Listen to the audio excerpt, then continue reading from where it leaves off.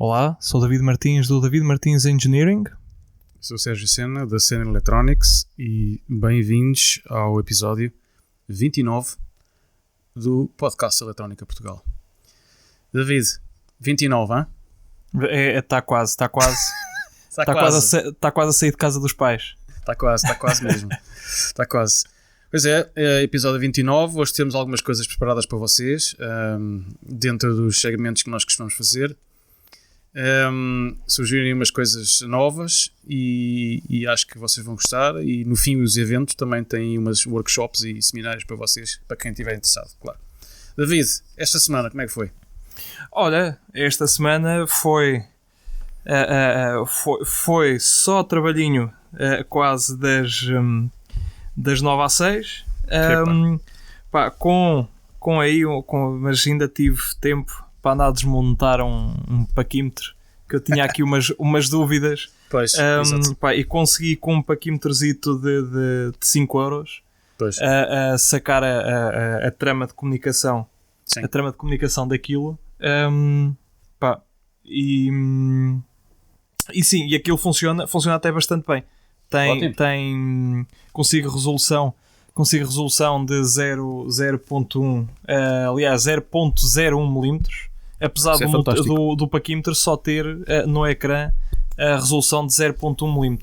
Era aquilo que suspeitavas, não era? Pois, ou seja, todo o circuito lá dentro, aquilo é tudo igual, é igual neles todos, mas só muda o ecrã. Só muda o ecrã, sim. Por acaso ainda encontrei ali uns switchzitos lá dentro. Aquilo deve haver a forma de ativar ali outro tipo de funções e por aí fora. Mas pronto, não sabendo o que é que aquilo faz, eu ainda cliquei naquilo tudo a ver, olha, deixa lá ver. Claro. Só por acaso, se isto começa aqui a sacar, sei lá, uma cervejita, mas não. Já estava a imaginar a fazer umas pontes de sol, etc. Quase, já estava ali, fiz algumas combinações, andei ali com a pinça a tocar naquilo tudo, mas não fez nada de anormal. Pronto. Mas pronto, olha, nada mal. Pronto, a ideia mesmo era conseguir, era tirar a dúvida se realmente se faria diferença ou não. Testei o meu e um chinês que mandei vir por 5 euros, um valor ridículo assim. E pronto, de facto, o tipo de comunicação é o mesmo, apesar dos tempos, o time frame daquilo não ser igual. Sim. E é assim meio esquisito, porque aquilo vem em conjuntos de, olha, agora já não sei se de 3, de 4 bits. Sim. Pronto, e a cadência, pelo menos neste chinês, não é muito elevada. Actualiza 10 vezes por segundo, são 10 Hz, mas pronto, funciona bem. E era, sim. Portanto, o estado da nação é o resultado das invenções aqui por casa. Nesta última semana foi só isto, e sim. Mesmo assim ainda dá algum trabalho, porque aquilo é alimentado a 1.8 volt. Tive que fazer o level shift daquilo para algo que pudesse ligar ao Logic Analyzer e ajudar-me aqui um bocadinho a descodificar. Mas pronto. Diz-me lá uma coisa. E visto que isso também faz, então, dá-te centésimas de milímetro. Uhum. E visto o custo disso ser tão baixo, nós já sabemos que o material chinês a esses preços, a qualidade às vezes é um pouco dúbia. O que é que achas da repetitibilidade das medições? Achas que a repetitibilidade se mantém ao longo do tempo? Não será o mesmo de um Moto Tuyo ou lá o que é o topo dos japoneses que fazem isto. No entanto, o tipo... pelo menos ao nível até 0.1 milímetros aquilo faz, porque eu não tinha forma de estar sempre a exportar os dados para fora, não montei o circuito, montei só o level shift para conseguir ligar ao Logic Analyzer. Portanto, só descodifiquei 2 tramas seguidas, vi que aquilo batia certo com o que estava no ecrã e para mim já serve. Em relação ao que aparece no ecrã, sim, a repetitividade disto é alguma. Pelo menos eu não verifiquei erro. E podes mexer aquilo, trás, frente, mais velocidade, menos velocidade. Pelo menos quando fechas, porque eles quando testam a repetitividade metem um objeto que tem uma medida padrão, depois abanam aquilo e tal, metem e depois vão fazer uma segunda medição e aquilo tem que dar igual. Podes fazer isso com o 0 e fechas o paquímetro, zeras lá e fazes isso tudo e quando ele fechar tem que dar exatamente o mesmo, não pode fazer. E neste caso faz. O curioso disto é que isto parece quase um paquímetro absoluto, porque ele nunca desliga, ao contrário do meu que tenho, que se tu desligares, ele desliga mesmo, e portanto o 0, quando tu ligas, o 0 é onde ele está. E neste aqui não. Tu podes zerar, desligas, ele apaga o ecrã, mas a eletrónica por trás está a trabalhar. Só por curiosidade, também andei aqui a medir alguns consumos. Isto consome relativamente mais do que o meu. O meu, mesmo em funcionamento, faz qualquer coisa como 20 microamps, já a fazer drive de display, e este aqui faz cerca de 50. É relativamente acima, é ligeiramente acima. Pronto, ainda é um bocado. No entanto, sim, e depois já há esse contra, este não vai desligar nunca, portanto são 50 e tal micros em permanência, o outro, mas tem a vantagem, porque ele mal mede, ou seja, ele está sempre a medir, e como está sempre a medir, para hackear é muito melhor. Porque o outro, passado um dado timeout em que não há alteração, ele vai-se desligar. E se tu quiseres fazer sniffing de dados é pior. Este aqui nunca desliga. Pronto, consome um bocadinho mais, mas nunca desliga. Para aquela aplicação que tu estavas à procura, acho que exatamente. Acho que é bom para isso. Para resoluções destas e mantendo o low cost, isto é o que se quer. Exatamente.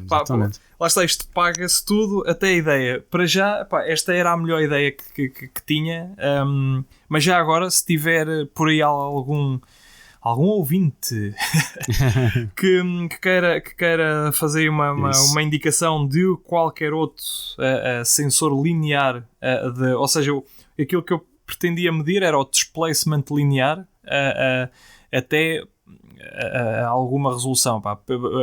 0.1 mm já é aceitável, mas o ideal era 0.01 mm. Pronto.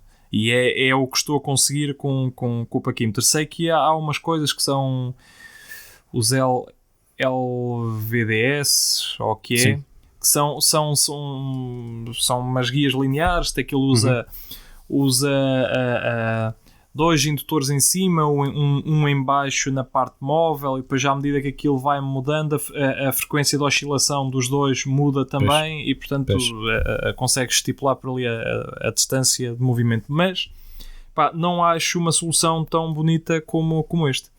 E a ciência por trás da medição disto é incrível. Isto é estupidamente simples, mas isto funciona brutalmente bem. Isto é um array de condensadores que estão desalinhados, e à medida que aquilo se vai movendo e tal, tu consegues saber qual é o displacement entre um e o outro, e por aí fora, porque vai variando as capacitâncias.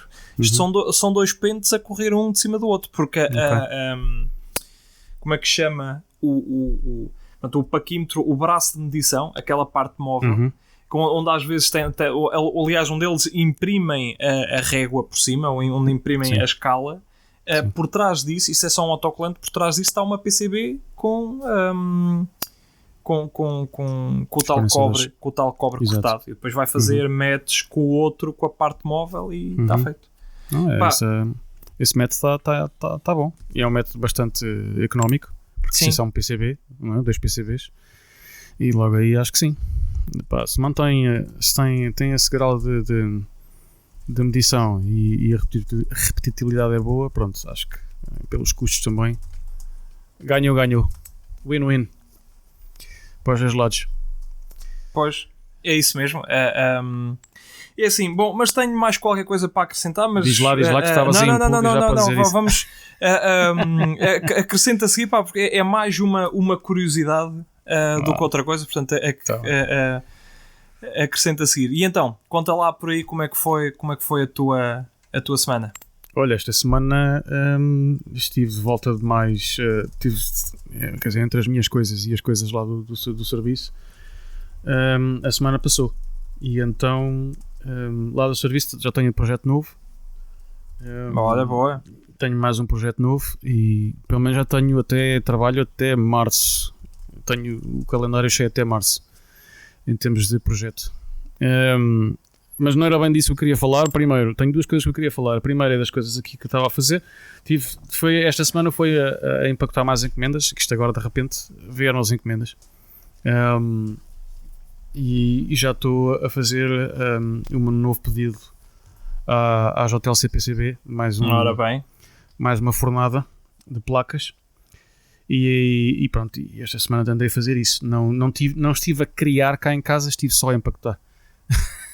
A soldar fichas e a empacotar para mandar para o transportador.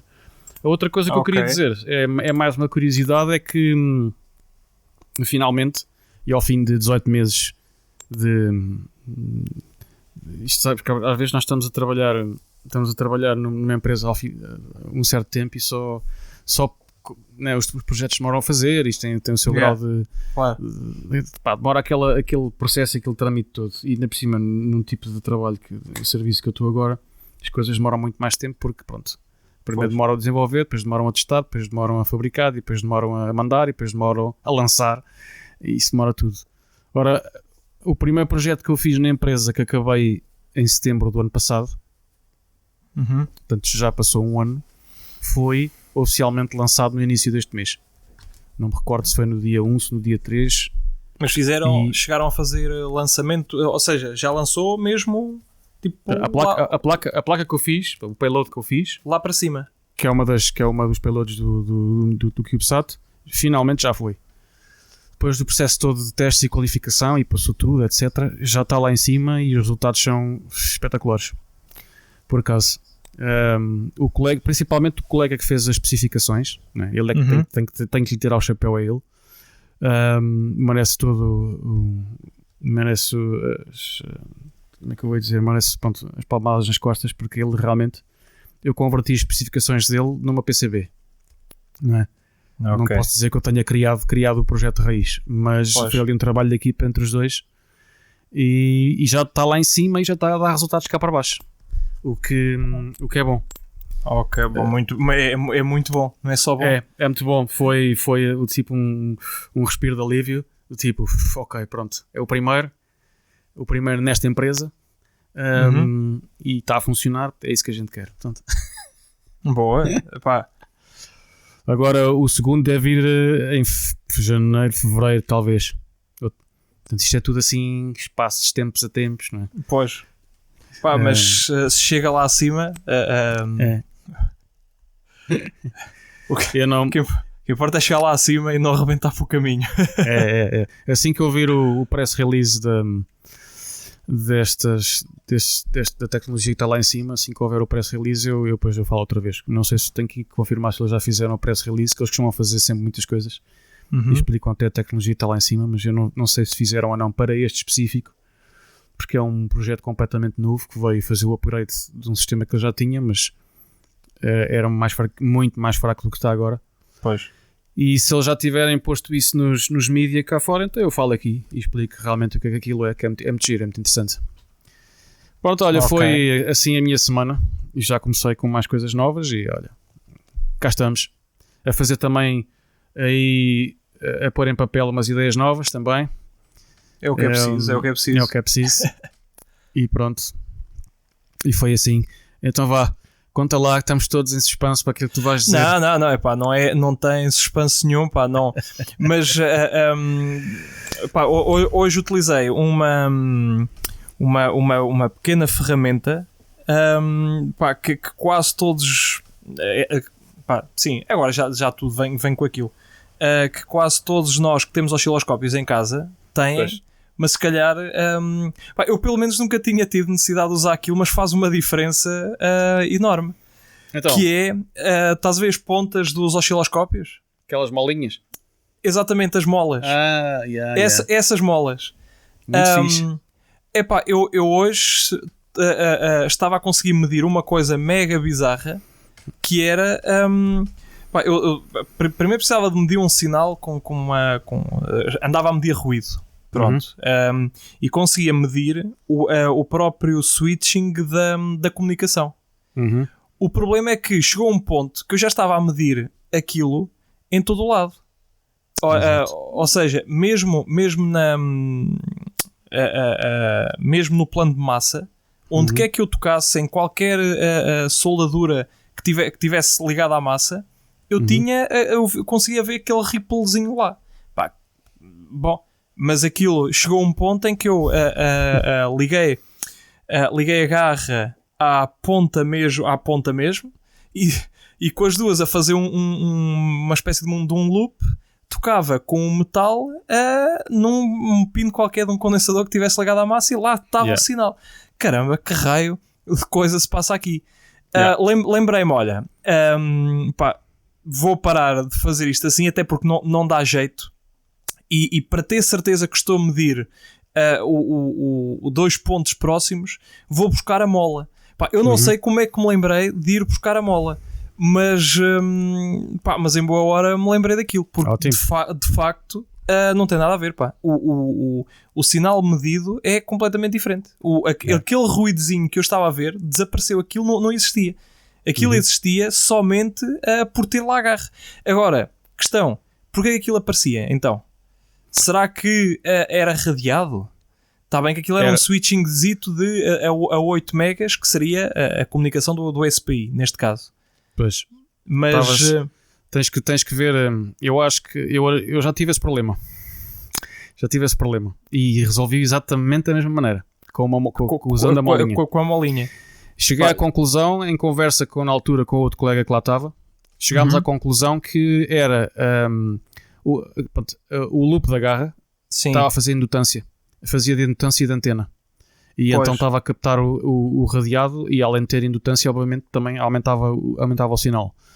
O que faz a molinha é que, em vez da massa estar no meio da ponta, a massa está na cabeça da ponta junto onde entra o sinal. Portanto, o sinal é logo shielded, é logo blindado. Ele é logo blindado desde o início e não só cá em cima. E isso realmente resolve, tens razão. Eu também, quando andava a medir nos smart meters sinais de microvolt, microvolt, não dá. Era para lá a ruideira de todo lado, de osciladores, e resolvi com a mola. Pronto, consegui medir com a mola. Tens toda a razão. Isso normalmente não se usa. Normalmente isso é uma coisa que fica lá na caixa. Exatamente, fica lá na caixa. Exatamente. Eu por estupidez, pensei, isto foi no trabalho, cheguei a casa, aliás, logo na hora, pensei, isto é muito bom. Eu de certeza que o meu osciloscópio não tem disto. E então fui logo ao eBay ou Ali, comprar umas molinhas, comprar umas molinhas. Aí está, 5 molitas, 2 euros, ou coisa do género, bora, está ótimo. Mas cheguei a casa, cheguei a casa, afinal tinha. Eu estava a desesperar no meu equipamento, não estava a acreditar nele. Mas... Não é assim tão mal, pai. Não é assim tão mal. A molinha também deve ser uma milésima de cêntimo, se calhar. Sim, dele sim. Esta cena dos materiais chinas, bom. Mas olha, ainda bem que resolveste isso. Sim. E à conta disto, porque é como te digo, eu andava à procura de uma fonte de ruído. Eu tinha ruído num dado ponto, e aquilo não fazia sentido estar ali. Ainda por cima, no circuito da maneira que estava desenhado, não fazia mesmo sentido ter aquilo ali. O que aconteceu? Concluí que isto é outra parte de teoria da coisa, que o meu regulador, o meu LDO, tinha um Power Supply Rejection Ratio, portanto o rácio de rejeição da fonte era baixo. Era baixo. Era baixo, quer dizer, era mau? Era mau. Okay. Era mau. Ou seja, ali eu precisava de ter uns, sei lá, eu estava a comparar aquilo com uma outra board que funcionava. E aquilo tinha, sei lá, a outra, o regulador que estava na outra tinha 62 dBs e eu a 1K tinha tipo 5. Aí, pá, isso é muito pouco. Reguladores, não devia teres ruído. Pois é, reguladores da microchip, pá. Da microchip? Da microchip, um MCP. Mas microchip comprado de catálogo ou comprado Sim, não, catálogo. Olha, um MCP 1703. 03, acho eu. Pois, esses são feitos para ser barato. Pois. Esses são feitos para serem baratos. Mas lá está, 1 kHz. Pois. Lá está. Para ter um PSRR alto, o regulador é um regulador, tem que ser muito mais bem desenhado do que esses, porque esses simples têm apenas tens o FET em série e depois um regulador de corrente e tensão ali só a fazer a malha. É muito simples, que não tem nada de especial. Os outros não. Os outros a coisa tem mais circuitos, tem mais circuitry, mais circuitos lá dentro. Sim. Que faz todo esse controle. Por isso é que também quando tu procuras um LDO ou neste caso um LDO que tenha um PSSR alto, tens que ir tens que procurar por isso mesmo, porque não há muitos. Sim. Não há assim tantos. É o low power, o low noise e high PSRR. Eles dizem mesmo isso, eles põem isso no texto da descrição do componente, já de propósito por causa disso. E por isso, olha, tens aí uma boa solução, que é, isso é o que? É um SOT 23 ou um SOT 23.5? Era um 23.5. É? Ok. Está bem. Pronto, olha, então tens aí muitas opções em termos desses reguladores. Sim, naquele package, naquele package já há muito. Aliás, perdão, eu disse um 23.5, não, é um 23.3. Desculpa, é um 23.3. Aliás, é um 23, sim, é um 23.3, já é o 23A ou o que é, pronto, aquilo é o mesmo pack, é o SOT 23. Sim, o típico dos FETs, dos transistores, pronto, aquele package. Okay. Pronto, e está aí o segredo. Agora vou ter que fazer uma compra daquilo. Vou ter que fazer uma comprazinha e à partida todo o meu problema ficava resolvido, porque eu, a nível de circuito de passivo, antes o meu sinal estava muito melhor do que da board que eu estava a usar como comparação. Okay.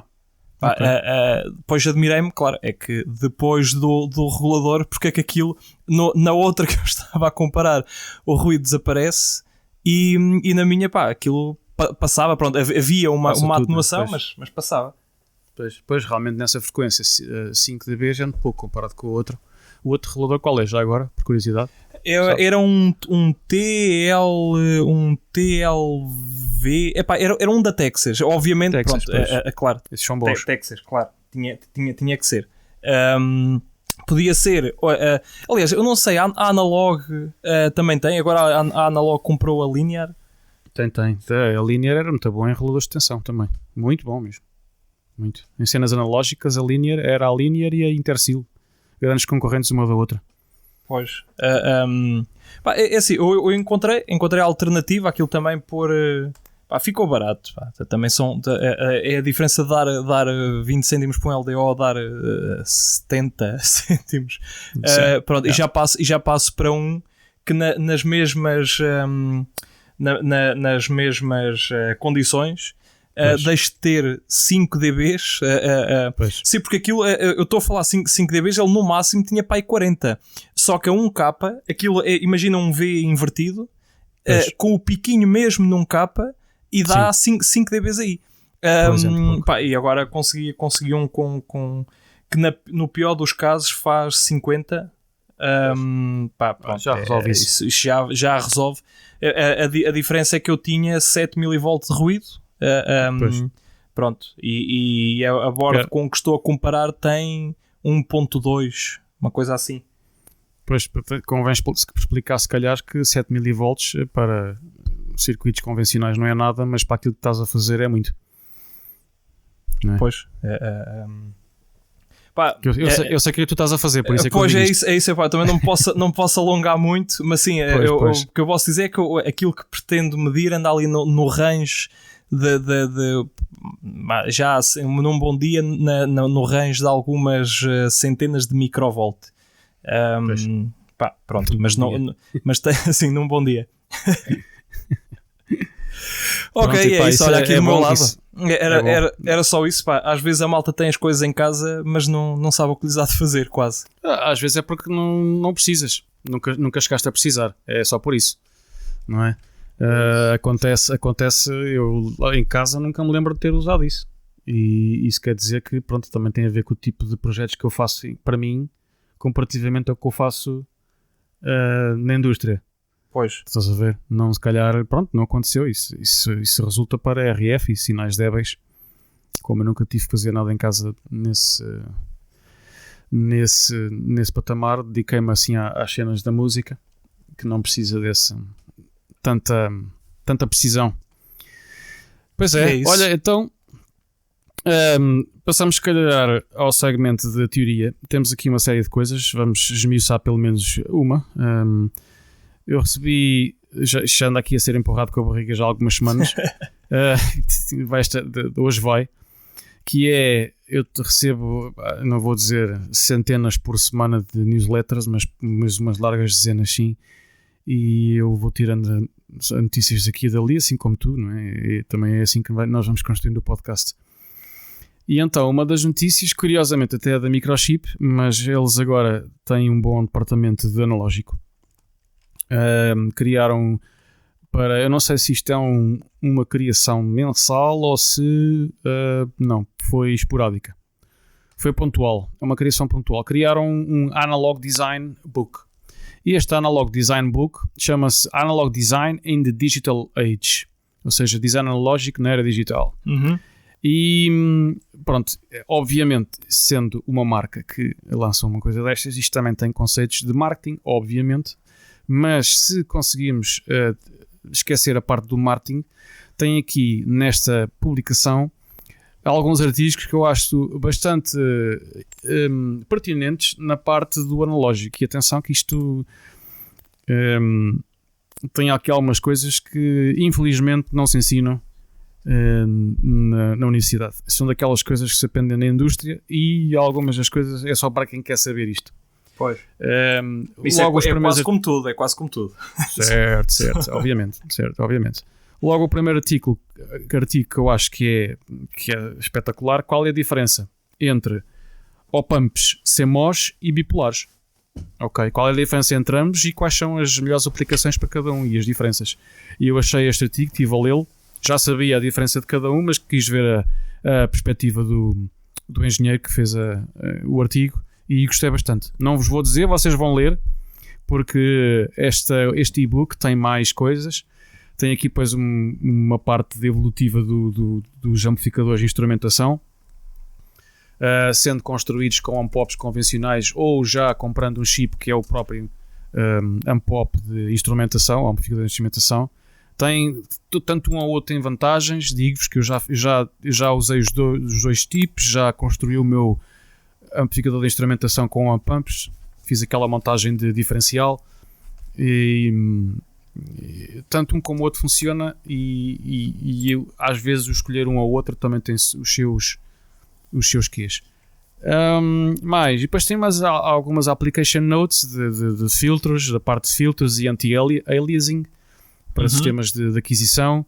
E aqui uma coisa muito interessante que eu achei, que é, tem aqui um artigo de usar potenciómetros digitais para filtros ajustáveis de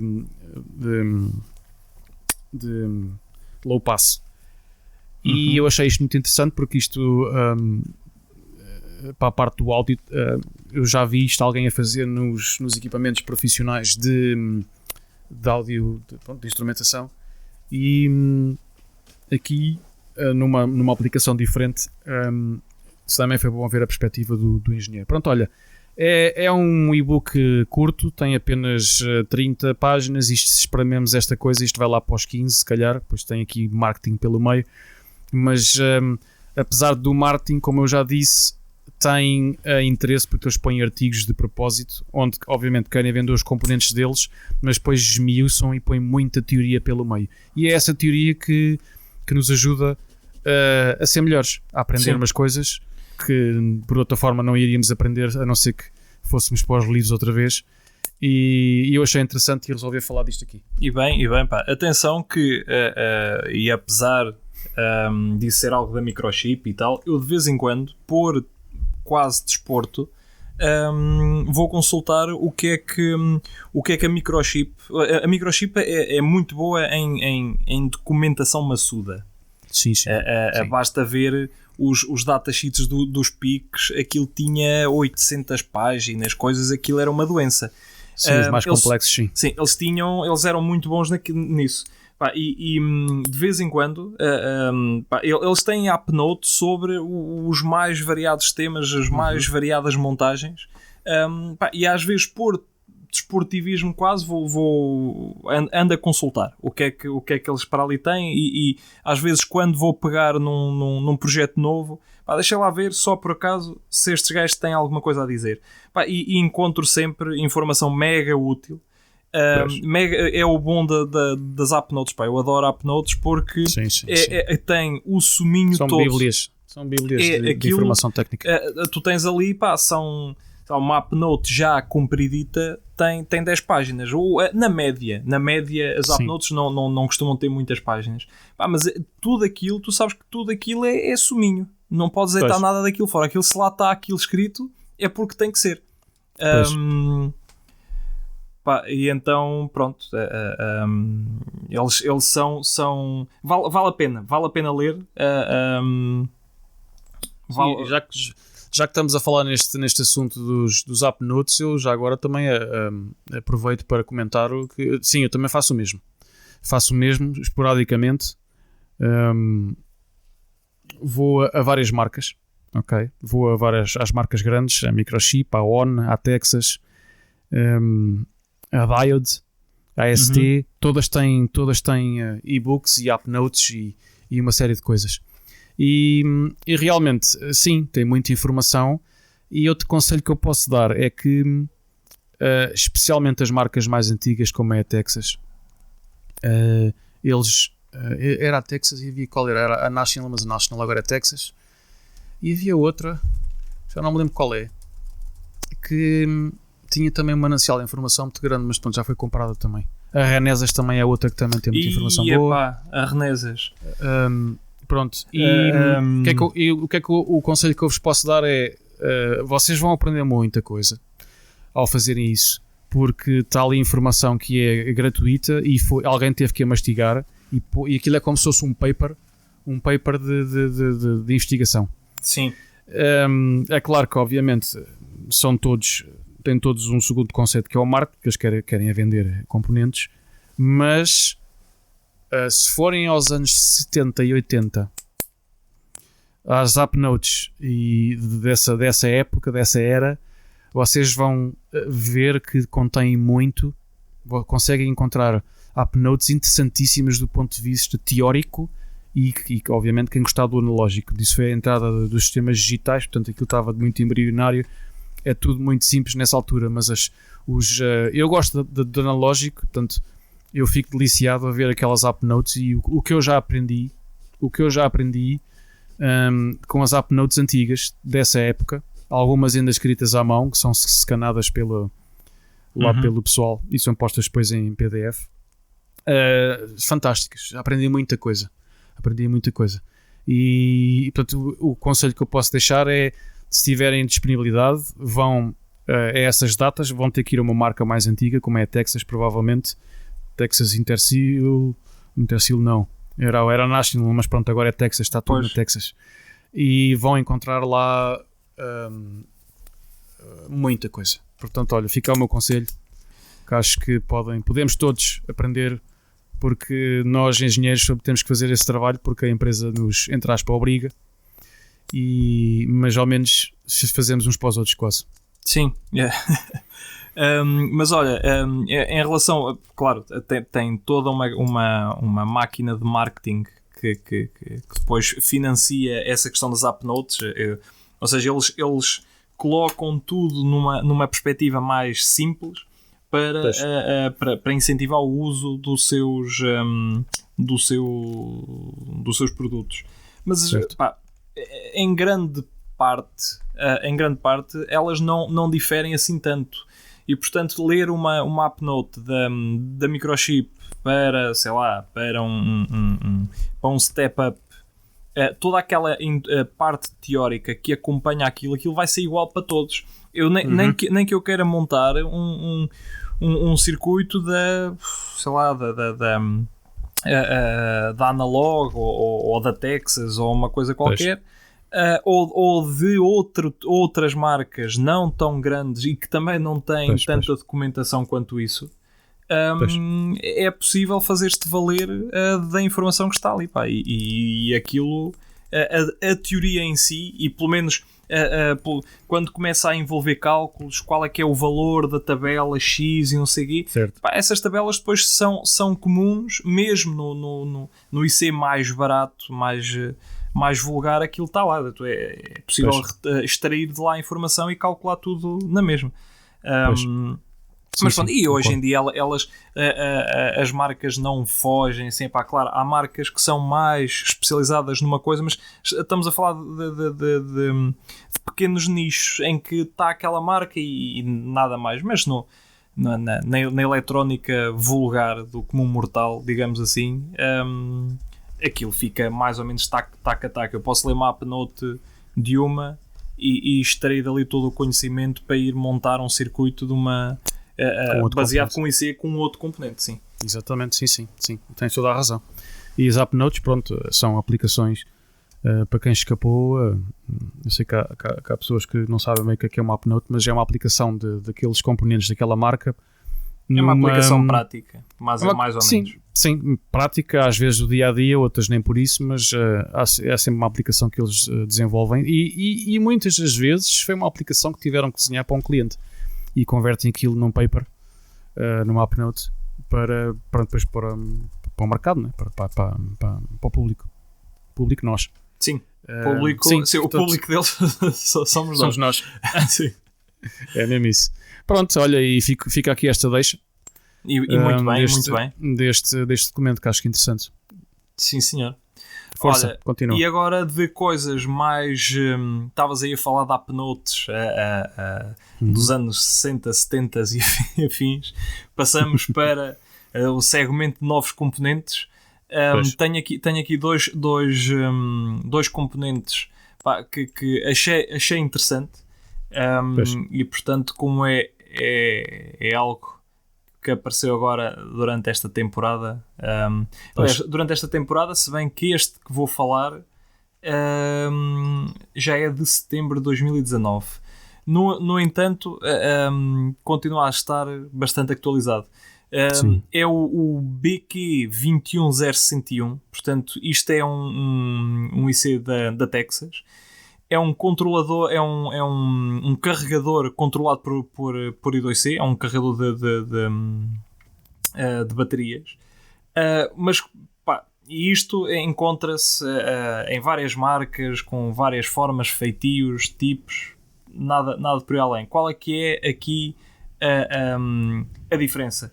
A diferença é que trata-se de um carregador, de um IC, que além de fazer carga, faz power management e por aí fora para devices, para os chamados wearables, para devices com bateria e cujo consumo ou cuja autonomia se quer o mais prolongada possível.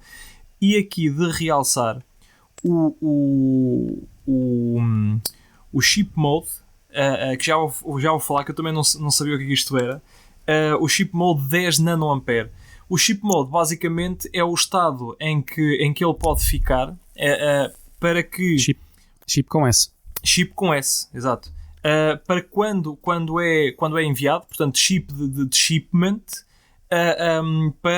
para que o circuito prolongue o tempo de vida da bateria, portanto prolonga a autonomia. O circuito funciona como uma espécie de corte geral.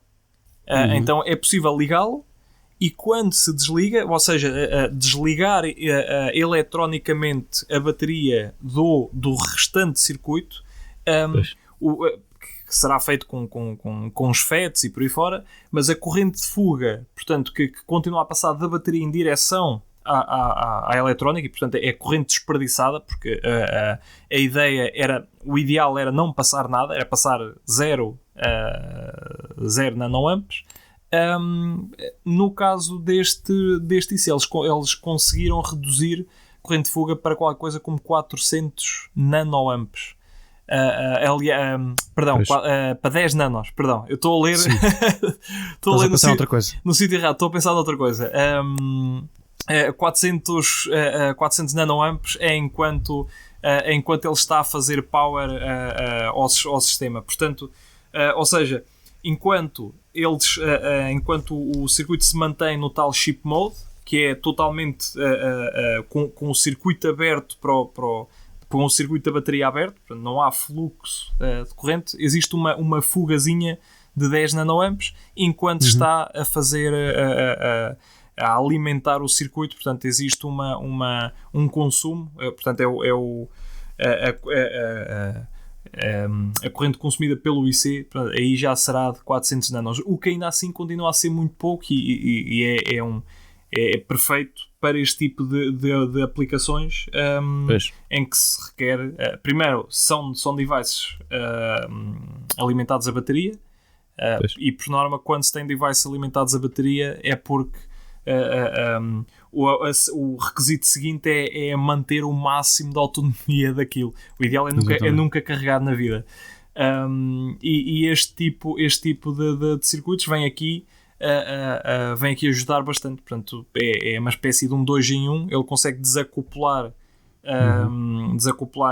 a bateria e ao mesmo tempo funciona como um carregador. É ótimo. Só é pena não fazer contagem de colombos, ou seja, não ser um contador de colombo. Pois, isso já mete outra coisa aqui. Isso tinha que ter aí mais uns componentes no power path entre a bateria e a saída, porque isto também tem várias saídas, não é? Mas muito já fez ele. Tudo bem que tu podes fazer um cálculo grosseiro do estado da bateria pelo valor da tensão. Não é a mesma coisa, claro, obviamente. Mas pronto, poderás ter um cálculo grosseiro assim. Pois. Ou então pronto, quando acabou. Pois, que é como isto funciona. Pois, liga o USB e carregou. Em grande parte dos sistemas que tenho feito, utiliza-se um cálculo grosseiro, que é mesmo isso, é mesmo um cálculo grosseiro, porque depois o cliente quer uma percentagem de bateria, mas isso às vezes não é assim tão linear. Depois já ouvi coisas do género, então, mas isto do 100% até aos 70%, isto demorou um mês, mas do 70% até aos 50% só já demorou pois, só já demorou 2 semanas ou coisa do género. Como é que isto é possível? Além de depender da operação que ele está a fazer e de quantas vezes ele opera, isso também não é assim bem linear, sabe? Pronto, para encontrar ali 3 gamas de está carregado, já não está a 100% ou precisa de é hora de começar a pensar em carregar o device, sim, pela tensão da bateria consegue-se fazer algo que corresponda a isto, certo? Pois. Agora daí para a percentagem já é um bocadinho invenção. Bom, E passando para o seguinte. O seguinte é da nossa amiga Analog Devices, a tal que comprou a Linear agora há uma temporada. E é o ADR e a Maxim, pois. Esses são outros também. Pois, aliás, perdão, foi a Maxim, pá, foi a Maxim. Peço desculpa, eu hoje estou completamente trocado. Sim, está tudo bem. Grande compra essa. Ora, portanto, este é o ADR-V 9002. ADR-V 9002. Lá está, isto também. Vi isto e achei algo tão brutal que não conhecia, mas sei que temos público-alvo aqui no podcast que lhe pode interessar. Portanto, isto é um RF transceiver, portanto isto é um rádio com capacidade para fazer TX-RX, com um frequency range, portanto ele consegue operar desde 30 megas até 6 gigas, e é aqui que entra as coisas fantásticas disto, de 30 megas até 6 gigas. O receiver ele pode transmitir e fazer receive com uma bandwidth até 40 megas. O que é uma bandwidth imensa. Excelente. E portanto, pá, isto é imensamente complicado, mas fica só mesmo aqui a indicação para alguém que queira fazer o seu trabalho de casa e queira escavar aqui um bocadinho mais nisto. Vale a pena. O IC chama-se, tem referência ADR-V 9002. E isto, claro, assim que mete coisas de rádio, nunca é algo muito simples, não é de muito simples análise, nem é de muito simples montagem, nem por aí fora, mas está aqui um valente de um transceiver. Isto pode ter imensas aplicações. Pá, isto é só o facto de ter 2 receptores e 2 transmissores. Sim. De banda larga. Exatamente. Isto é que isto permite mata de coisas a trabalharem ao mesmo tempo num só equipamento, só com entre aspas, só com um rádio. Na realidade são 2 rádios, mas só com um chip. Isto é espetacular. Olha, isto foi uma bela notícia. Isto lá está, para alguém que trabalhe na área, isto a mim parece-me ser um bruto de um IC.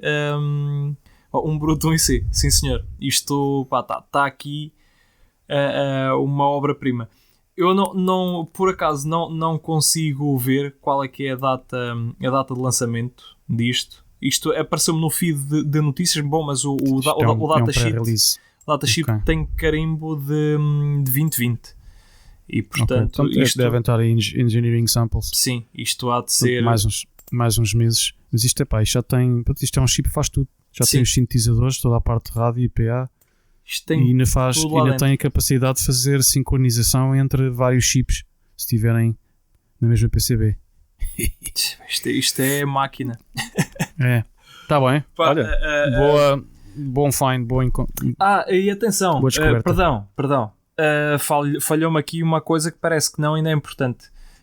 Qual deles? É que o IC, além de toda essa parte RF analógica que tem lá dentro, tem também uma secção digital onde tem a capacidade de fazer tone detection, DDC, DSC, por aí fora. Tem um ARM M4 lá dentro, responsável por fazer calibração, controlo de ganhos, os estados de slips e por aí fora. Deve ter exteriormente, portanto, a comunicação disto parece-me que seja SPI pelo menos deste, mas eles tinham aí qualquer coisa, não, sim, é SPI. Com pinos e tal, portanto ainda é possível configurar certamente para utilizar alguns dos GPUs disponíveis no IC. Portanto isto dá aqui matéria para ler, mas para ler muito vagarosamente, porque isto é muito, muito, muito para assimilar. Se às vezes um rádio simples como era o caso, lembro-me quando andei a fazer os drivers para os SX, os dos LoRa, o SX72, não, 72, 16, 12, 70, qualquer coisa. Ajuda-me aí. 1262 ou 72, é um desses. Pois, mas aquilo era 1276, era isso. Sim, isso é outro, pois. Quando eu andei a fazer o driver para isto, mas não para LoRa, porque para LoRa era cada cavadela minhoca, portanto eu encontrava o que eu quisesse e fazia o que eu quisesse. Sim. Mas sim. O rádio é ótimo para outro tipo de protocolos. E, portanto eu teimei que queria, além de LoRa, queria trabalhar com aquilo em OOK, porque eu tinha um comando OOK, de garagem e queria descodificar com aquilo. Pá, se aquilo já foi uma guerra descomunal, isto trabalhar com uma coisa destas, o grau de complexidade disto Isto é um grande projeto. Sim. Isto vai ser para grandes para sistemas de comunicação rádio, obviamente. Para esta frequência 6 GB, isto cheira-me a 5G. Sim. Trazendo às 5G.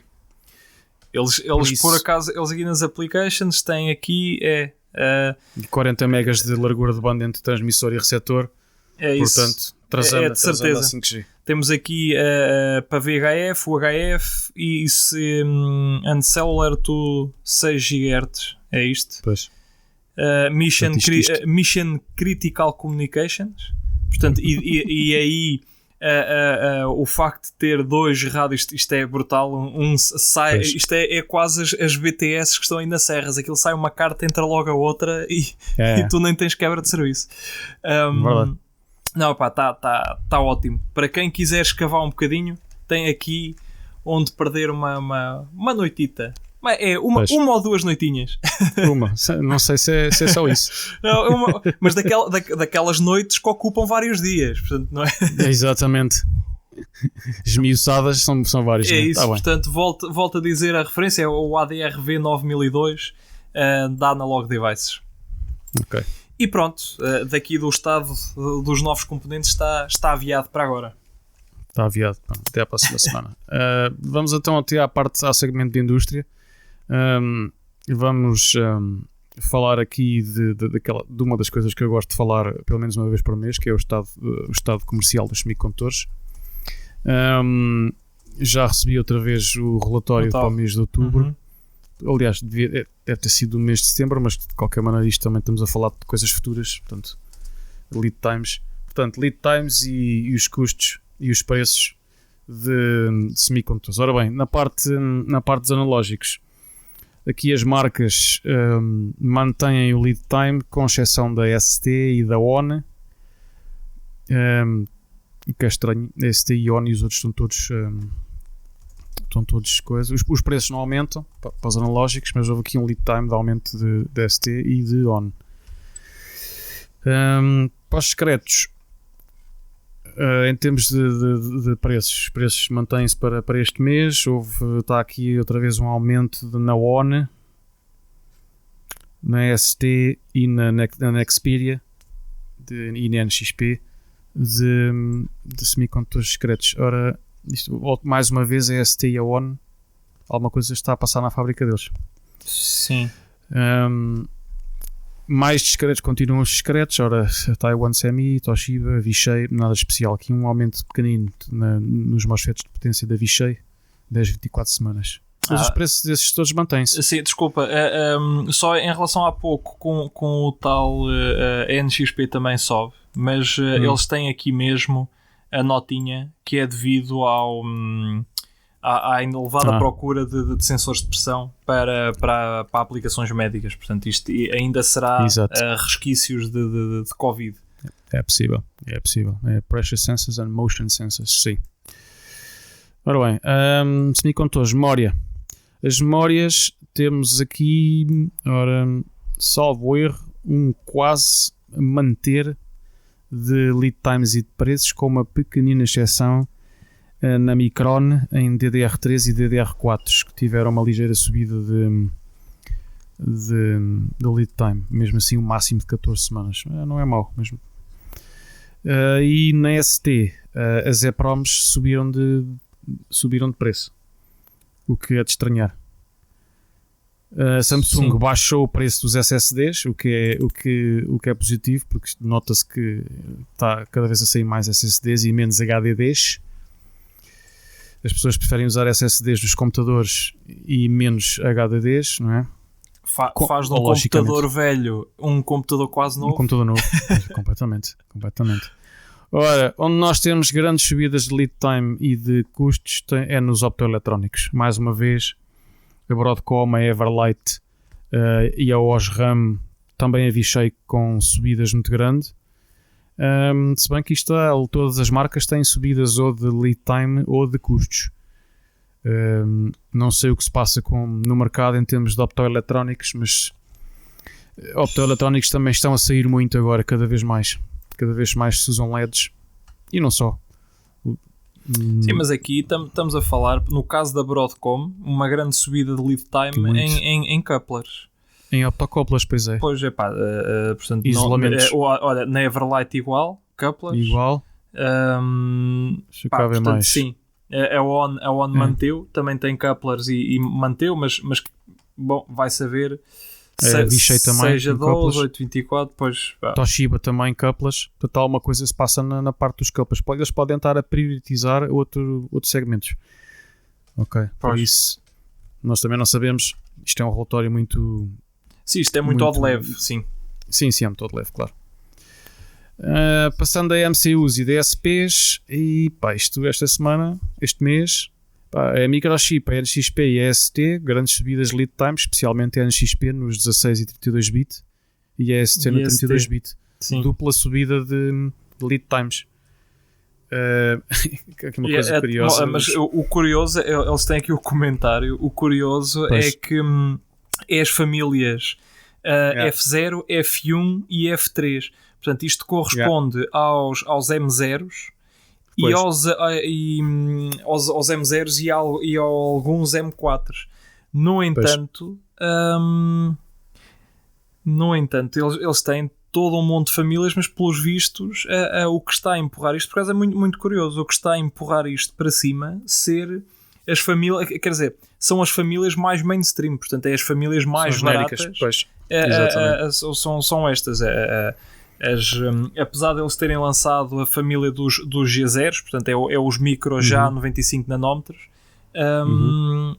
num pouco para combater a família dos F0s, e isto já tem há anos, portanto, já estamos a falar de algo há alguns 2 anos, mas ainda continua a ser os F0s aqui a mandar alguma coisa. Portanto, existe um grande pedido de F1, F3 e F0s, que é M4s e M0s. DST, olha, muito, muito admirado nisto. Não estava a contar. Estava aqui a ver também que na NXP é exatamente a mesma coisa após 32 bits, principalmente para micros dedicados ao automotive e a parte de digital networking também.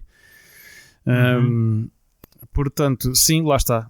É o que, na ST, aquilo que tiveste a dizer agora, são os genéricos, ou seja, estão-se a vender cada vez mais micros para fazer tudo, e para fazer tudo basta um micro que seja bazaroco. Portanto, agora é M0 sem nada especial, né? Já nem se vai para 8 bits. Sim, atenção que um M0, aliás, qualquer um dos micros F0s DST são máquinas. Aquilo vem repleto de excelentes periféricos. Há aí marcas que, com M4s e tal, mas depois os periféricos são pobres. E a ST nos F0s costuma encher bem aquilo. Aquilo não é nada mau. Os F3 costuma ser coisas mais para como é que, para motor control, para coisas de ação rápida, que seja necessário FPUs e algumas instruções de DSP. Os F3 são mais dedicados para esse tipo de aplicações. Não sei se eventualmente poderá andar por aí algum crescendo de aplicações em BLDCs, PMSCs e por aí fora. Não, como é? PSMS? Permanent Synchronous. Sim. PSM, Permanent Synchronous Motor. Pronto, sim. É BLDCs ou aquilo é tudo igual. Bom, é esse motor sem escovas, em que EST, os F3 são quase tem um grande encargo para esse tipo de aplicações, portanto. Pronto, sim, é capaz de ter sido isso. São as novas áreas de trabalho, não é? Por isso a EST está com esse aumento, e a NXP na parte automotive, que quando se quer automotive é a NXP e a Renesas, e acho que não. Ninguém se mete mais nisso. A Renesas a Renesas continua a ser aquele bicho. É o bicho do mato, mas é só os gajos que lá andam. Eles têm grande mercado nisto. Eu já trabalhei com Renesas e super. Obviamente já sei de pessoas, e tu inclusive, que tiveram chatices, mas foi mais com os sistemas de desenvolvimento do que dos chips em si. Robusto é. Isso não vamos colocar isso em causa. Curiosamente, até os MCUs deles, o lead time até baixou, portanto, ou estão a vender pouco, ou então estão a ter pouco. Bom, não sei. Acho que o mais curioso disto tudo nem aquilo que a gente está a falar agora, é o aumento do preço dos AVRs pela microchip. Isso é que eu estou a achar bastante curioso. Os AVRs, que sempre foram mais económicos que os PIC, talvez por causa de, não sei se o processo de fabrico é o mesmo que os PICs, ainda já está com os mesmos wafers, com o mesmo processo, mas vamos ver. Vou investigar isto também, já por curiosidade vou investigar. Acho estranho um AVR aumentar de preço e um PIC não, sendo os dois de 8 bits, não é? Portanto, os 16 e 32 bits aumentaram de preço, mas pronto, isto é a saída de material. Ok. Ora bem, em frente. Lógica programável, microchip mantém, e a Xilinx duplicou o lead time com o máximo de 29 semanas. E isto teve eu, por acaso, eu conheço este, já trabalhei com este há pouco tempo. Estão aqui as referências deles, os X, os 4, os EU4, os EU5, por acaso é curioso serem estes aumentado de preço, aumentado de lead time. Este provavelmente é mais outra vez a saída deste material. Cada vez também se está a usar mais FPGAs, e estes até são simples de usar, e alguns deles também têm microcontroller interno. Ora bem, lógica comum, a Nexperia e a ON subiram lead time, mais nada a adiantar, e pronto, e para este mês de outubro está dito. Fica lá o link para este documento para vocês quiserem esmiuçar isto mais. David, contigo agora. Não, é isso mesmo, está tudo dito. É sempre bom ver esta análise mais financeira, porque isto é sempre muito representativo do que é que o mercado, ou seja, analisando como é que está o estado do lead time e preço e por aí fora dos vários fornecedores, diz muito sobre o que é que o mercado, o que é que está a ser consumido. E portanto, e também que tipo de projetos. Há pouco já estava aqui a divagar na questão da ST, que estou um bocadinho mais dentro da ST atualmente. Já estava aqui um bocado a divagar. Será que isto agora há uma grande procura por acionamentos para motores BLDCs por aí fora? Bom, isto agora dá sempre, fica sempre à consideração, aliás, não é à consideração, é à interpretação de cada um tentar adivinhar o que é que se passa aqui.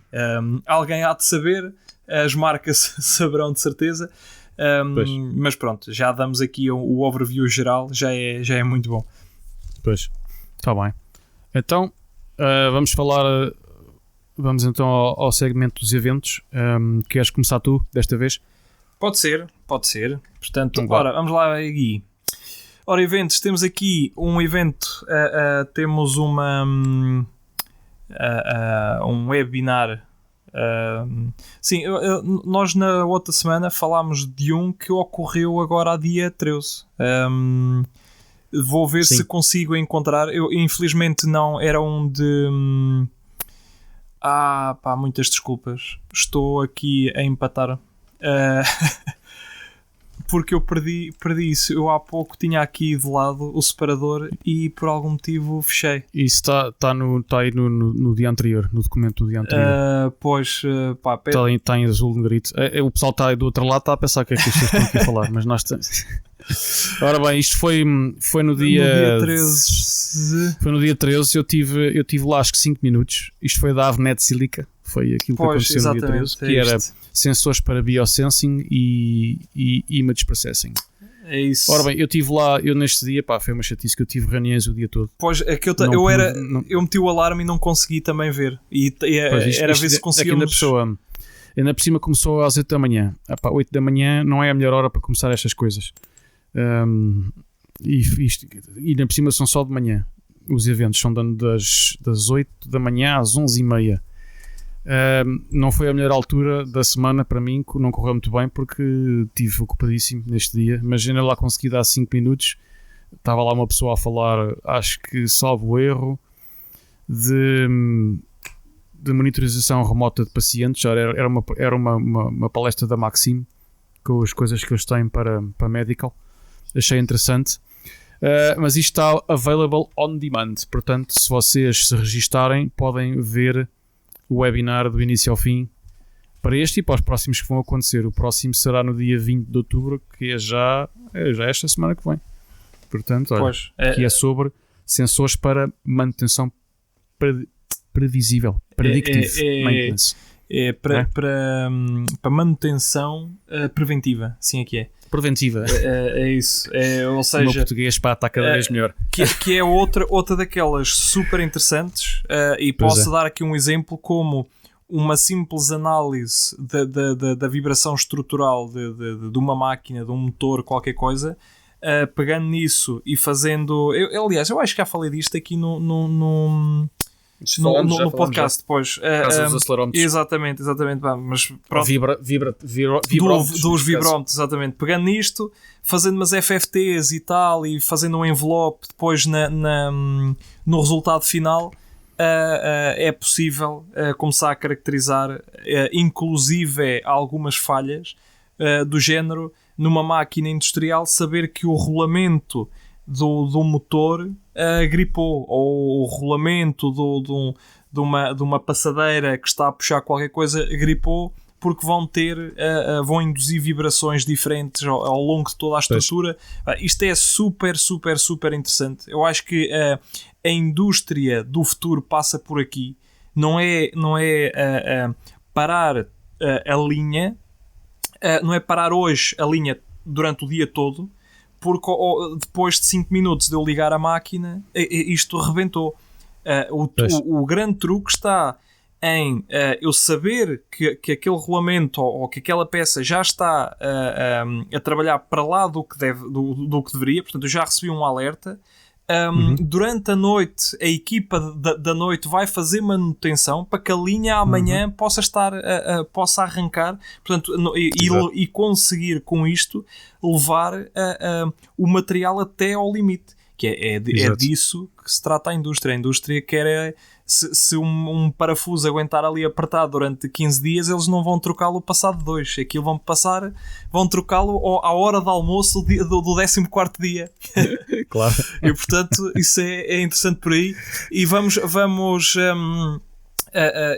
não sei, eu vou tentar obter o webinar, e se calhar colocar isso aí numa...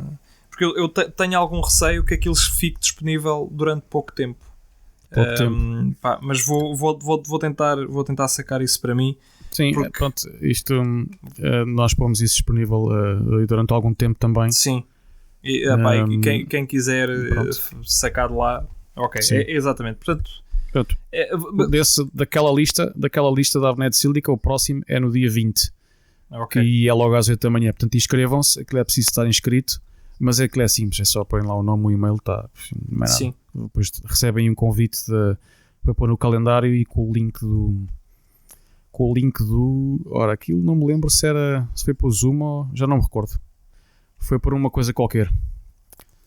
Okay. Bom, portanto, ias falar do novo. Sim, que é cá o novo. Temos aqui desta vez é a Silicon Labs que está por trás disto.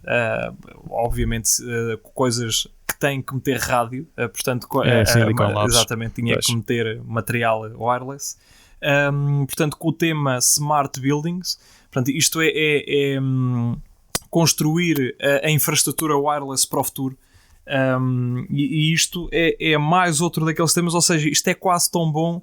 Aliás, há aqui uma série de webinars muito bons. Isto é quase tão bom como o outro da manutenção preventiva, em que não só podemos ter edifícios mais inteligentes, e quando digo mais inteligentes, não é só ao nível das coisas básicas, que toda a gente se lembra do mesmo. Eu vou para uma sala e a luz liga, e quando eu saio a luz apaga. Epá, ok. Está bom, exato. Mas há muito mais para além disto, há muitíssimo mais. Mas eu estou numa sala e o controlador vai aquecer a sala. E pá, sim, de facto é um add-on, mas há imenso mais para além destes dois exemplos, que é o que toda a gente fala, que é a luz e temperatura. Exatamente. Mas fica aqui a nota, vale a pena verem, porque Smart Buildings também será outra. Ou seja, nós estamos aqui a falar e quando fazem os webinars é sempre para... ou seja, não se faz um webinar de uma coisa velha. Portanto, isto é tudo para preparar, portanto, quem participa, e neste caso será todo o pessoal técnico, para o que poderá vir aí, ou para ficarem mais dentro do desenvolvimento do que é que pode vir aí. Portanto, o Smart Buildings é outra daquelas coisas que vai ter que aparecer. Portanto, e quando começarmos a unir, quantas mais engenharias diferentes começarmos a unir, melhor isto vai ficar. Posso dar aqui o exemplo de um exemplo de Smart Buildings, de sensorização bem aplicada, que é o caso da Panasonic, que tem tem uns sensores de 8x8, são sensores térmicos, e eles conseguem com aquilo fazer primeiro uma monitorização muito mais correta do sistema de aquecimento, e também saber quando é que tu, por exemplo, estás deitado na cama, estás em pé, ou seja, com um sensor de temperatura, e como tem 8x8 células, eles conseguem dividir aquela área em 8x8 e conseguem identificar onde é que tu estás, portanto, sem recorrer a uma câmara de vídeo, sem recorrer a processamento de imagens. É uma coisa super simples. É um thermopile, é um conjunto de thermopiles a fazer um array de 8x8. E a Comissão Nacional de Proteção de Dados também não pode intervir aqui, porque não é feito processamento não existe imagem, não há nada que comprometa quem está ali ou não, só sabe que está ali algo. Ok. Então acho isso interessante, esse coisa novo. Ora bem, concluindo este webinar, portanto, foi aquilo que o David disse, vai ser no dia 27 de outubro, às 3 da tarde. É uma terça-feira e começa às 3 da tarde, da hora de Lisboa, 4 da tarde da Europa Central, ou 11 da manhã, América do Norte, Costa Leste, para quem quiser. Pronto. Eu agora aproveito, já que estamos em formato de webinars, porque eu quero falar, porque é já no dia... ora bem, deixa-me lá ver se não me engano na data, já no dia 21, portanto é já esta semana, e é uma parceria entre a EBV e a Broadcom, e o tema do webinar é sinais e sinalizações, ou melhor, LEDs para sinais e sinalizações. Todos nós usamos LEDs e eu sei que alguns de nós fazem sinalização pública com LEDs, portanto isto obviamente é um webinar para marketing, mas às vezes ainda se aprende umas coisas ao vê-los a pôr novos componentes e a pôr algumas aplicações para isto. Isto vai ser no dia 21 de outubro, Ora, 10 horas, está aqui CET, portanto isto é 9 horas 9 da manhã de Lisboa e 10 da manhã Europa Central, no dia 21 de outubro. E o dia 21 de outubro, este mês, calha uma quarta-feira. Portanto, quarta-feira, às 9 da manhã de Lisboa. Eu acho que este é interessante. E olha, em termos de eventos para esta semana que vem, acho que é isso.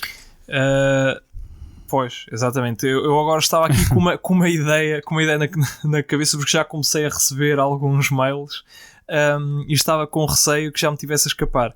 Mas não, o Eletrónica realiza-se de 9 a 12 de novembro. Em novembro. Sim. Porque numa situação normal, se não fosse isto o Covid, já haveria preparação para... Pois.